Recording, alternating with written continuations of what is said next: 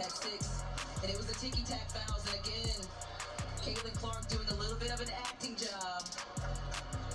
Not sure if that was actually a foul, but again, that's for the ticky-tack fouls that we were talking about earlier. The WNBA just dropped a bombshell that has Brittney Griner sweating bullets. After years of rumors and speculation, the league has officially confirmed mandatory gender testing for all players. Griner's timing couldn't be worse, as she's already facing enormous backlash for her provocative statements regarding Caitlin Clark. This might change everything. Do you believe the WNBA's new required gender testing policy is long overdue? Or is it just another ploy to spark controversy in women's basketball? Brittney Griner is, in fact, a man. One of the videos that give us cause to say that is this video. It is from her Instagram stories from years and years ago. And when it comes to Instagram, they use a combination of like AI detection and plus manual surveyors to make sure that no explicit content ends up on the platform. So clearly whatever AI detection system was used when Brittney posted this and it stayed up for 106 weeks was not like, oh, this is a female chest, we have to take this down. Oftentimes, if breast cancer runs in a family, women will preemptively get like double mastectomies. There's some great surgeons out there, don't get me wrong, but I don't see any scars on Brittney's chest that would be indicative of a double mastectomy or top surgery for gender transition. Okay. Brittney Griner's hens have finally arrived home. Just when she thought the hoopla from that viral video calling Caitlin Clark nasty names was dying down, the WNBA chose to reveal the ultimate truth. Check. Gender testing is mandatory for all players. And let me tell you, the timing of this statement is either excellent or bad, depending on your viewpoint. The league attempted to portray this as a standard policy update, but no one believed it. Griner's fingerprints are all over it, and she is aware of it. For years, there have been whispers, speculation, and open doubts regarding whether certain WNBA players are biologically female.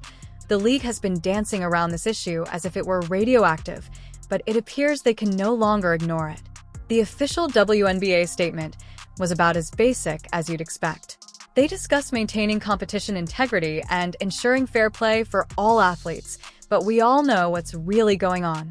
The league is now recognizing what everyone with functional eyes has been saying for years. However, some facts simply do not line up when it comes to specific athletes.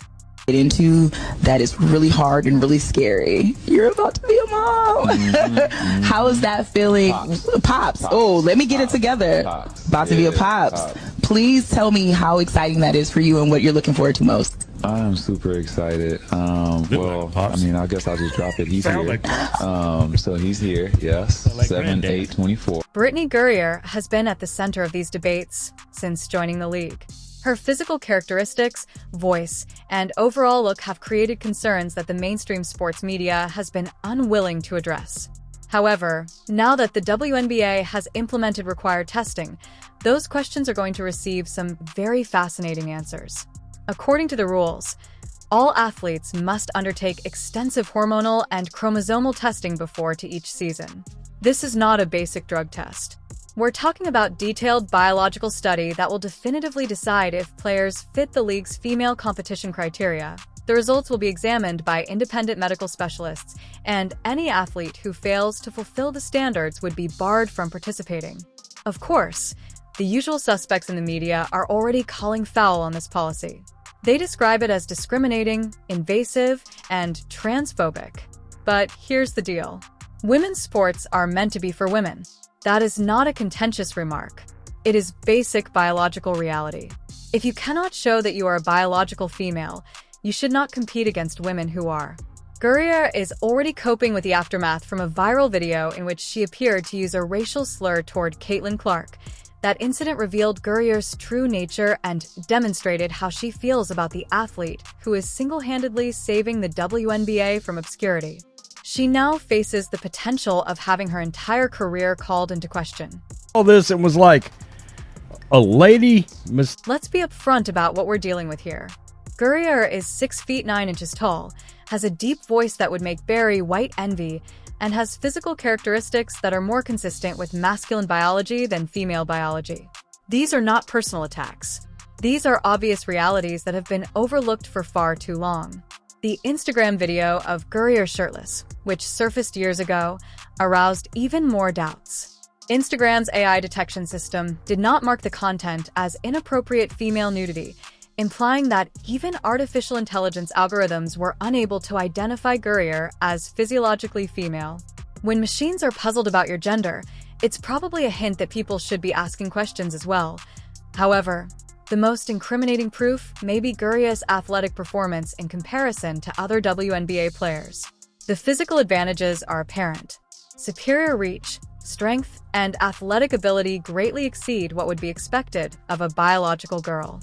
These advantages have resulted in professional achievement, which would not have been feasible if Griner had competed against biological males. The suspicion concerning Griner's background has reached a point where it can no longer be ignored. Some believe Griner is intersex, which would confer major biological advantages over typical female rivals. Others believe Griner may be receiving continual hormone therapy, giving him an unfair advantage. The required testing will eventually provide solutions to these questions. Griner's personal life and relationships further complicate the problem. Griner's social and romantic style has always been more congruent with male behavior patterns than female ones. This is not about sexual orientation. Many biological women are gay. This is about underlying biological and behavioral traits that do not correspond to conventional female development. The WNBA's decision to impose obligatory testing was probably not taken lightly.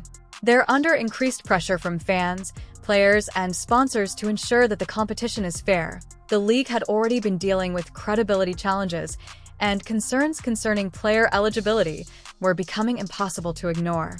The policy also comes at a time when true female athletes like Caitlin Clark are propelling women's sports to unprecedented levels. Clark's success has attracted millions of new viewers to women's basketball, who demand to see true female competition. If suspicions regarding player eligibility undermine Clark's sincerity, everything he has achieved might be lost.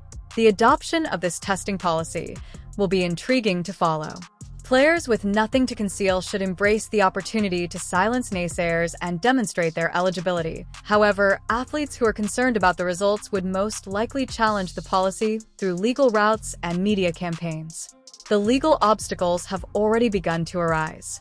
Several advocacy groups are threatening lawsuits, arguing that the book testing violates private rights and discriminates against specific groups. However, these arguments fail when you realize that women's sports exist solely to provide fair competition for biological females. If you can't demonstrate that you meet the basic condition, you don't belong in the league. The media's treatment of this topic has been unsurprisingly biased. Mainstream sports outlets are focused on the controversy and discrimination, rather than the basic fairness issues at hand. They are more concerned with defending specific narratives than with maintaining competitive integrity in women's sports. However, the fans aren't buying the media spin. Social media is flooded with support for the testing policy, with many individuals especially targeting Griner as someone who should be extensively examined. For years, the public has outpaced the institutions on this problem, and the WNBA is finally catching up. This strategy has important international consequences as well. Other women's sports leagues around the world are waiting to see how the WNBA handles this matter. If the policy is successful in maintaining competitive integrity, it has the potential to serve as a model for other firms facing similar challenges. For years, the Olympics and other international contests have grappled with gender eligibility issues. The WNBA's approach could serve as a model for how to handle such situations in a way that protects female athletes while remaining fair and transparent. For Griner, this approach poses an existential threat to her career and legacy. If the testing indicates that she does not fulfill the biological requirements for female competition, everything she has accomplished in the WNBA may be put into doubt. Championships, records, and honors may all be perceived differently in retrospect. Griner must have been under great psychological pressure. She's already faced public condemnation for her remarks against Caitlin Clark, and now she's facing us. It is possible that her entire professional identity may be challenged. The stress of this circumstance could explain some of her recent contentious conduct and public pronouncements. The other WNBA players are most likely also keeping a close eye on the situation. Most of them are biological females who have dedicated their entire life to competing at the top levels. If some of their competitors have used unfair biological advantages, they need explanations and accountability. The financial consequences of this strategy might be enormous. If testing uncovers that any high-profile players do not match eligibility rules, the league may face litigation, sponsorship withdrawals, and public anger. However, the long-term benefits of preserving competitive integrity are likely to outweigh the short-term hazards. The policy also clearly communicates the WNBA's aims. After years of criticism for prioritizing politics above sports, the league is finally taking a stand for competitive fairness. This could assist to rebuild credibility and confidence among fans who have felt alienated by prior judgments. The implementation timeline for testing will be critical. If the league acts too quickly, it may face legal challenges that slow or derail the process. However, if they go too slowly, critics may accuse them of giving specific players time to prepare or contest the approach. The impartial medical evaluation process will be especially critical. The WNBA will have to ensure that the testing is done by qualified professionals who cannot be accused of bias or partiality. The reliability of the results will be entirely dependent on the integrity of the testing method. For supporters of women's basketball, this measure is a long overdue step toward ensuring equitable competition. The sport has outstanding athletes who deserve to compete on a fair playing field without having to worry about their opponents' biological advantages, which would undermine the game's legitimacy. The precedent this sets for other sports may be crucial. If the WNBA successfully implements mandated gender testing, other leagues may follow suit. This could lead to more widespread reforms in how women's sports address gender eligibility issues at all levels of competition. The scientific aspects of the tests will be intriguing to observe. Modern medical technology allows for extremely specific information about a person's biological sex, hormonal levels, and genetic makeup. The results should leave no room for conjecture or disagreement regarding player eligibility. The public relations struggle over this approach will be severe. Advocates for both sides will attempt to shape the narrative in ways that favor their perspectives. However, the realities exposed by the tests will eventually speak louder than any spin or advocacy campaign. Brittney Griner sees this as the moment of truth that many have been waiting for. All of the speculation, questions, and debates might finally be settled by objective scientific testing. The findings will either vindicate her or reveal potential problems that have been suppressed for years. The WNBA's decision to establish this policy demonstrates that even progressive sports organizations must deal with biological realities. You can ignore science and facts for a time, but eventually competitive integrity takes precedence over political correctness. This event clearly exemplifies the greater cultural issues about women, athletics, and fairness that are raging throughout society. The WNBA is simply one front in a bigger struggle over whether biological reality counts in competitive sports. The impact of this policy implementation will extend well beyond women's basketball.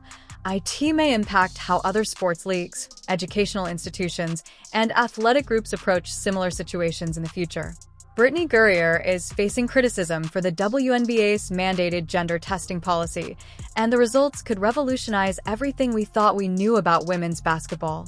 This is the accountability moment that has been years in the works. What do you believe these tests will reveal? Please share your predictions below. Click the like button and subscribe for more exciting sports coverage.